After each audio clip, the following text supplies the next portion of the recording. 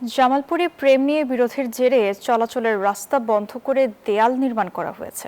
এতে ভোগান্তিতে পড়েছেন ওই এলাকার 25টি পরিবারের প্রায় 200 মানুষ। নামাজের জন্য মহল্লার একমাত্র জামে মসজিদেও যেতে পারছেন না মুসল্লিরা। প্রশাসনের দ্বারস্থ হয়েও কোনো সমাধান পায়নি ভুক্তভোগী পরিবার। জামালপুর থেকে মোত্তাসিম বিল্লার পাঠানো তথ্যচিত্রের ডেস্ক রিপোর্ট। জামালপুরের পলিশা গ্রামের প্রেমের সম্পর্কের জেরে পালিয়ে যায় প্রেমিক প্রেমিকা।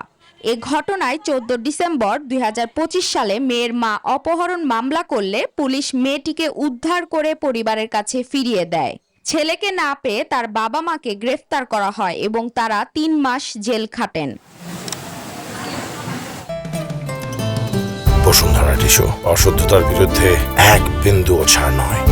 জামিনে ছাড়া পেয়ে ক্ষোভে কবির হোসেন বাড়ির পাশের চলাচলের রাস্তায় দেয়াল তুলে বন্ধ করে দেন। আমার জায়গা বুঝিয়ে দিয়েছে সে রাস্তা নিক, চাই হালুট নিক, তাকে আমি দিব। সবাই পারিবারিকভাবে যাতায়াত করতো, এখন ওদের রাস্তা বলতে ওরা যাতায়াত করছে, নিজে করে মানুষগুলি যাতায়াত করছে।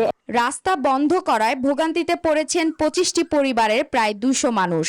এ ঘটনায় ক্ষোভ প্রকাশ করেছেন তারা। 3 ফুটের উপর রাস্তা দিব না, টাঙ্গর হলো 9 ফুট রাস্তা। আমাদের পোলাপান অসুখ নেওয়ার জন্য আমরা যাতে পারতেছি না। এখন যদি একটা লোক অসুস্থ হয়ে যায় সেক্ষেত্রে আমরা হাসপাতালে নিয়ে যেতে পারবো না। বিষয়টি অতিরিক্ত জেলা ম্যাজিস্ট্রেট আদালতে বিচারাধীন আছে বলে জানান এই কর্মকর্তা। বিচারাধীন বিষয়, সে প্রেক্ষিতে কোর্টের আদেশ সাপেক্ষে বিজ্ঞ আদালত তার ব্যবস্থা আদেশ দিবেন, সে প্রেক্ষিতে কার্যকর হবে।